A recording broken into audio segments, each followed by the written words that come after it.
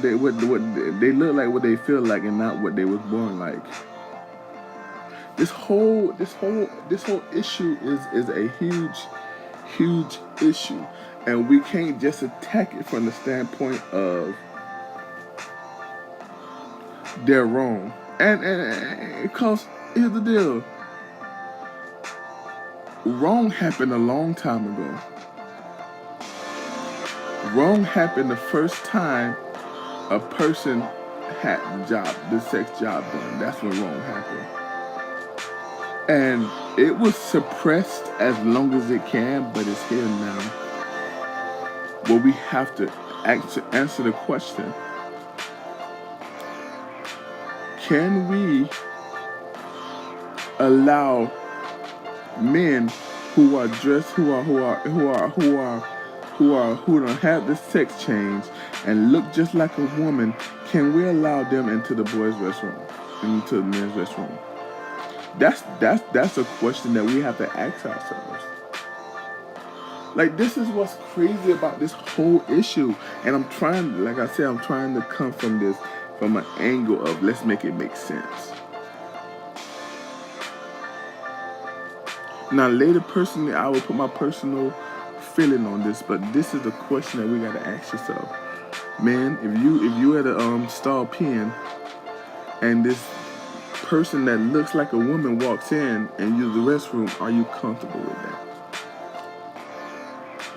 You see the dynamics now? Like it's not just now that this starting to be an issue. It started to be an issue when this started happening. The sex changes started happening. We just suppressed it. We didn't ask that question. That question didn't come up. You gotta understand that. I pushed the button and I don't know what just played. I don't have my headphones on, so I apologize or whatever just played, if it's out of order or whatever. But we have to realize that this is here, and we have to deal with it, and we have to figure it out. Now, some people say it is a simple way to figure out. It's something simple to figure out. Some people say, well, just why don't you just make them a gender neutral restroom, have a male, female, and gender neutral. That makes a lot of sense. Makes a lot of sense.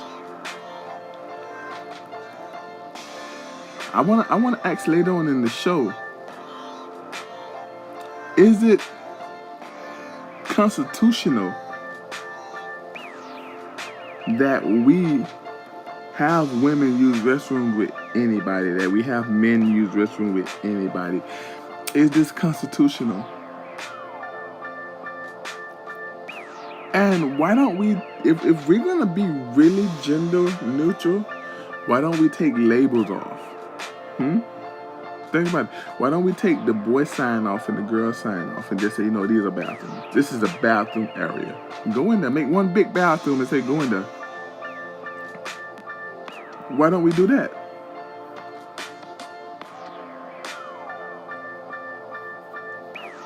I may sound like I'm bigoted. I don't care how I sound. I may sound silly, dumb, but this whole thing, I couldn't fathom when I was a little boy. I could not fathom that I was going to see this day where anybody can use anybody's restroom just because your clothes, right? Because of your clothes and how you identify. I didn't fathom this. I didn't see this coming. I did not see this coming. I didn't. But it's here now. We really have to deal with it. We really have to deal with it. We can't just push it to the side anymore. We have to deal with it. We have to answer the question. Right? I don't know. First of all, I try my best not to use restrooms in public. Just as a kid, my mom always told me, even being a boy, she always told me, just don't feel comfortable using any restroom. Make sure it's clean, and I just have an issue. I don't even like to let the twins use the restroom when I go to the restroom. When I go in the public, I try my best to not be in a place too long that I would have that happen. I'm not a mall person. I'm not a shopping person. I'm be honest with you. I probably went to Target. I probably went to Target about 20 times out of my life. Like, I can count how many times I went to Target. Target is not really a place I use, but I mean, like, I go to Walmart. We got a place called Publix around here. I go to Winn-Dixie. I go to a lot of different places. I will go to stores, but I usually, be honest with you, I usually have it planned out when I go in there. I'm going in for this, and this, and I'm out of here. Or if I'm going grocery shopping, I'm probably being there, no longer than an hour. And to be honest, I go close to my home, so if I have to use the restroom, I can just stop right in. Plus, like I said, I've never been comfortable using public restrooms. If I go to a park, I try not to go too far away from home so I can get back home and use the restroom. Now, there's times, where you out and you absolutely have to use the restroom. Would you feel comfortable? All right, so I gotta let you guys know how to reach me. So just bear with me if you don't mind. Just bear with me. Delay Sour, I'm Third Movement.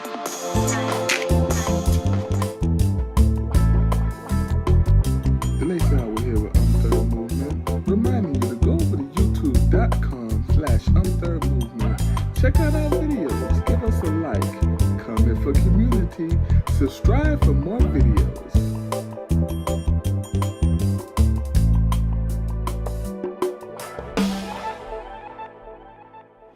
Hello, good people. I come to remind you that we are on Facebook at facebook.com/Third Movement. We have live Bible studies. Go ahead and like the page. Hey you, have you been tweeted yet? Follow us at twitter.com@Third Movement. You have to spell it out, IMTHIRD Movement. Hey, and we're also on Periscope. Third, same place. Third Movement is an online ministry where we just want to help people. We want to grow people in Christ. We want to get people ready for the coming persecution. We want to get people ready for Jesus' return. We just want to get people, help people find out how to walk in Christ, how to get closer to Christ, how to love God and love your neighbor.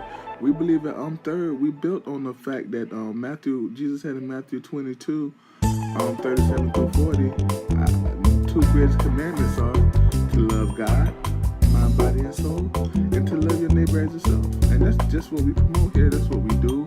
That's what we believe here. So go ahead and follow us at the different places.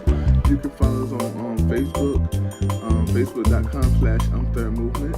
You can follow us on Twitter at Third. You gotta spell it out. IMTHIRD Movement. You can also follow us on YouTube.com/Third Movement. We on Instagram at Third Movement. Everywhere online we at Third Movement. Lastly, make sure you go visit the website where we bring out blogs and we bring videos. The website is thirdmovement.wordpress.com. Once again, thirdmovement.wordpress.com. Thank you for joining me. That boy just said it. Say it again, boy. Say it again. Amen, man. Amen. I hear you, brother. Amen.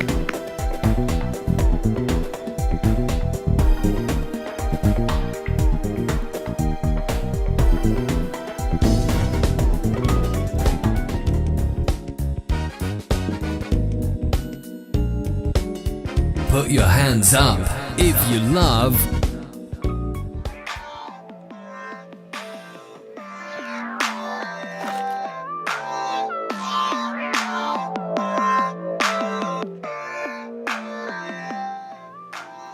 Yeah, we're back. we're in the second segment. Is it the third? I don't know. DeLacy Howard here with Third Movement Podcast. I hope you guys having a good time out there. We're talking about what's going on in the news right now with Target, with the whole transgender thing. I did a pretty good study about what's going on, and I don't want to I didn't want to come on and just be outraged, right? Because I feel like a lot of us are outraged at this. A lot of us are kind of pissed, and I don't think it's a Christian thing. I really don't. I was out with a friend, and he introduced me to this other dude and everything, and he was a cool cat. And we was out, and we was I believe we was eating. No, we was at a karaoke night. I like karaoke. We were excuse me. We was doing karaoke, and while this other person was singing, random person was singing, the dude that my friends introduced me to, he was like, so what's the deal with all this transgender thing, man? Like, are you guys comfortable? Now, I don't believe this guy was a Christian. I don't think he was a Christian. I don't know. But I don't think he was a Christian. And it alarmed me that he asked this, and he was like, you know what? I got a little girl, and I don't like this. So I don't think it's a Christian issue, this transgender thing. I don't think that only Christian people are outraged. I really do believe that a lot of Americans are outraged, and the majority, I believe from what I've seen so far, the majority of people are outraged. There are more people in the majority part that's outraged than there are people that's not outraged, and that's something we have to look at. I mean, like, have we got to the point? And I've been saying this, but have we got to the point where the minority is running the majority? I mean, we look at the same thing with the gay marriage issue. It was the minority that won over the majority. It was the underdog. And if we look at history, a lot of underdogs have been winners, right? The most recent one that I can think of was Haiti. I mean, Haiti was this small group of people, ex-slaves, that won their freedom from the French and won their country. It was a minority that beat a majority. So underdogs seem to do well in our society, in our world. As much as the big dog win, there's a lot of underdog stories, especially in America. We have a lot of underdog stories. I think back to civil rights fight. That was a minority of people to the truth that won civil rights over the majority by defeating the majority. So we look at today's culture, we can see a lot of minorities. I just think that the underdog does well in today's culture, and in this transgender fight, the underdogs are doing well. I mean, you got this big giant like Target. Then you also have places like Seattle. Seattle very nonchalantly, I might not use the word nonchalant, but very under the radar. That's a better way to say it. Very under the radar. They brung in that whole bathroom transgender thing, down there. That they did it, and not a lot of people know about that. Because obviously, now Jesus, before I say this, Jesus said it. Wrong will be right and right will be wrong. The Bible is clear on that. Jesus said it. And if we look at Carolina and Georgia, they simply said that we want the restrooms to stay where men use men and women use women. And the NBA, NFL, soccer, all these different celebrities, these different businesses, they all were like, no, we want to boycott. I mean, the NBA, excuse me, the NBA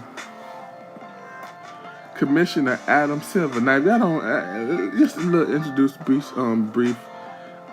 brief thing about me. I love sports. I follow sports as best as possible.